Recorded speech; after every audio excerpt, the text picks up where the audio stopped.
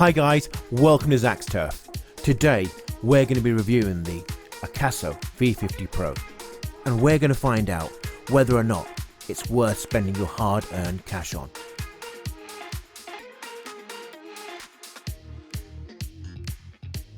The Akaso V50 is the clone of the GoPro, but 1/4 of the price, with so many accessories.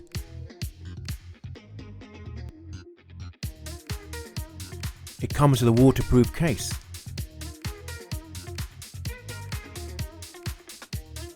This camera comes with so many free accessories. It comes with a really well built underwater case for the camera.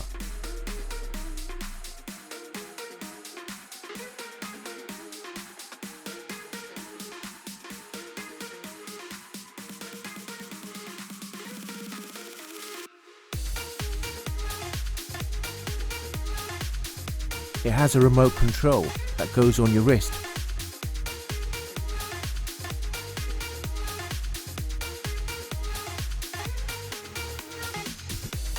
It also comes with 2 batteries, which are 11 milliamps each.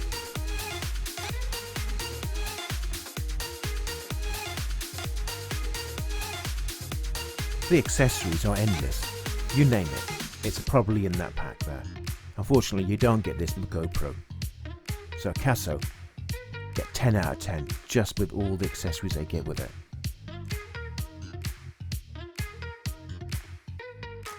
It's the clone of the GoPro.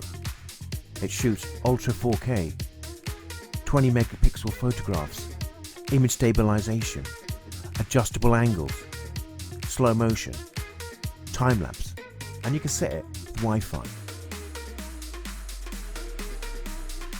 It also comes with a nice quick guide, which is simple, and there's also an app.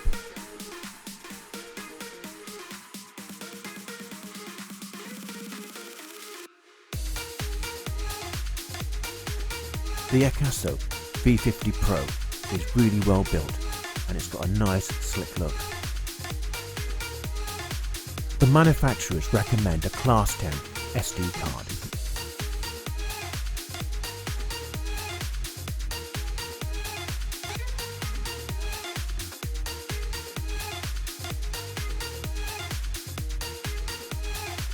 When testing this product, I needed a really good tripod, and the tripod I chose was the Pixar mini tripod from Manfrotto.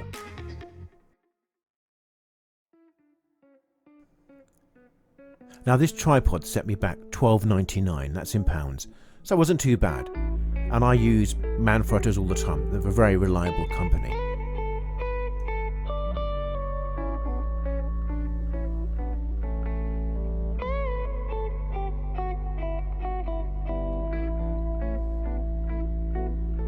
If you don't have the budget, you go to the pound store and get a mini tripod. That's the alternative.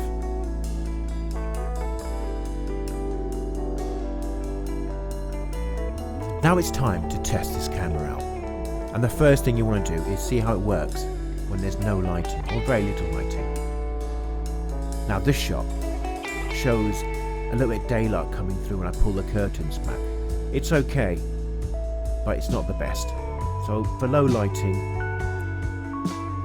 unfortunately, I would not recommend this if you're using it for low lighting or indoors, because it is really going to struggle. Now let's see how it does outside. Now this is Sam doing a running test. He's not holding the camera very well. And look how it pixelates as it gets very dark, but this is a bright day. It's struggling in the daytime as well. So it's not doing well there at all, unfortunately. So a bit of a letdown. Now it's my turn to follow Zak. It seems to do a lot more better. It's probably because of the way I'm holding the camera. Now, you don't see as much pixelation. Now this is Zak trying now. I think he's doing a little bit of a better job, but he seems to put the camera down all the time. To be honest, that isn't too bad. Now it's quite bright and there's a lot of mixed lighting. The sunlight is causing too much contrast. as I'm moving towards the pathway, that whole area is completely bleached out, so it's really struggling. Now you get the sun rays as well, and we're going to an area that's getting quite dark. It does balance out a little bit, but all the outer edges are completely bleached. So bright days and a mixture of lighting, you are going to struggle. So that is a bit of a letdown as well.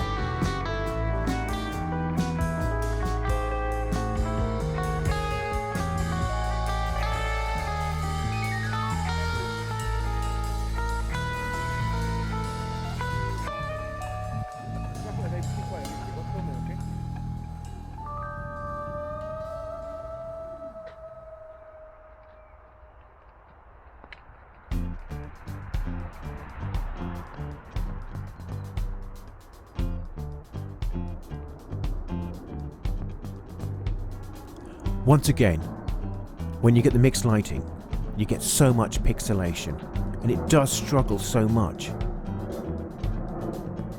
Look at Sam over here. He's completely pixelating over there, and he was completely bleached out on his face.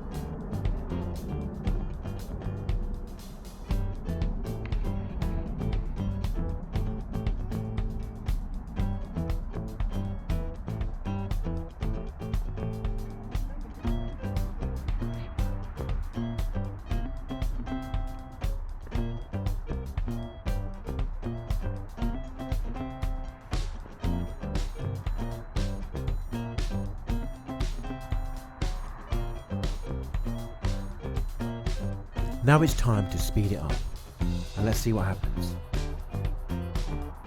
Let's see if it handles it. This area is getting a little bit more darker here.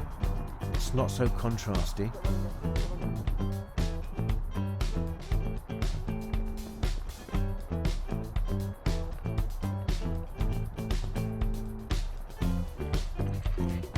Now the camera is struggling, and it can't cope. Look at the pixelations in my face, and look at the baseball cap. I've got a new pattern on that there. That isn't correct.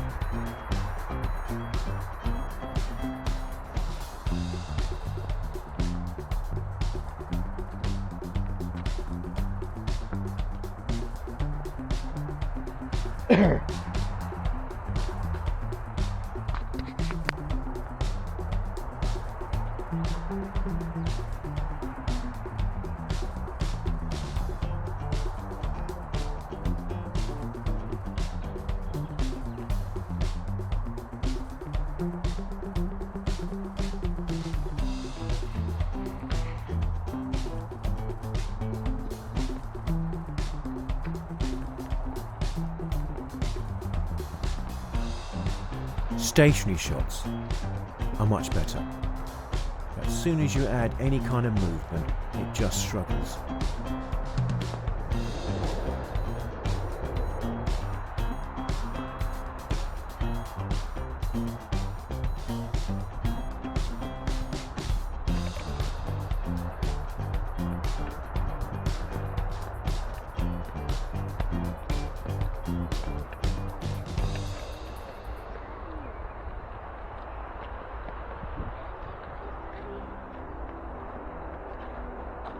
Behind you.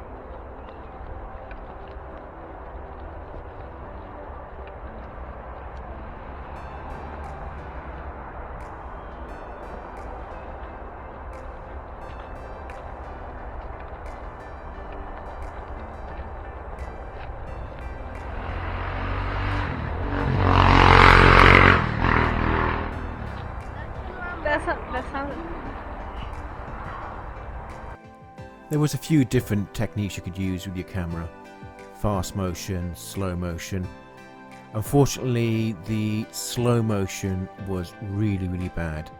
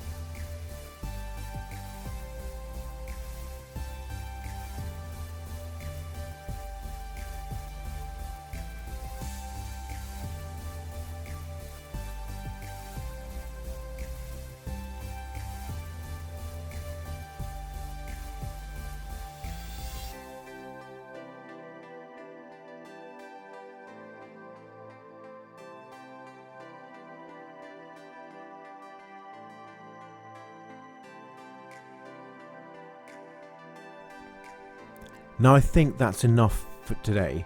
I will be testing this camera at a later stage, and I will be comparing with other cameras as well.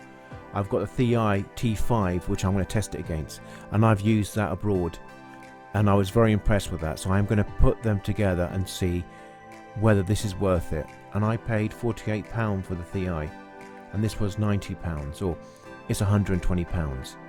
So I'm going to have a showdown between those two cameras. This camera could very likely be used as a B-roll camera. I really did push this camera.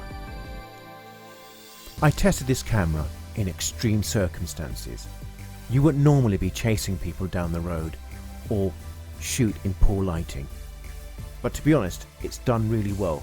It sounds good. That's the reason I bought the camera. I believe the sound on this camera is very good, and you could quite easily use this as a vlogging camera. This is definitely a good backup camera, and something you could take on holiday to travel with, which is convenient and you can put in your pocket. Now the biggest con about this camera, and very frustrating thing, was the slot where you put the SD card in. Now, I put my SD card in and it got stuck. I went onto YouTube and found out that people are using plastic knives to try and get it out. I did eventually get it out and it popped out, but that was a struggle. Now, I had to do data transfer to actually use this card. Once the card's in there, it's impossible to get out. So that's a major design issue. Now the Thieye T5, that camera had no issues with the SD card, and I've used cheaper cameras and they have no issue. Now this camera has a major issue. You cannot get the SD card out. So they need to resolve that. One other issue with this camera is it was extremely fiddly and very frustrating. When you just want to do a video, you can't do it because you're in some menu and you're trying to get out of the menu. The only way to do it was to turn it off and then try again. But they should not be that fiddly. It should be user friendly. And that was another letdown that I was not expecting from this camera. Overall, do you think you should buy it? I said yes, because for £100 you get a lot, and all the accessories you can use for other cameras. It's now time to wrap up, and I hope you enjoyed my review. This was my first review, and I will be comparing this camera with other cameras. So now it's time to get my son's review. I wonder what they thought of the camera. Hi guys, I've tested out the camera and it's pretty good so far, apart from the SD card getting stuck in there. I'll have to check, I'll have to do a data transfer when I get home. Guys, what do you think of the camera? It's great. What do you think of the camera? It's great. Come on. Okay, they think it's great. Please like and subscribe. Peace.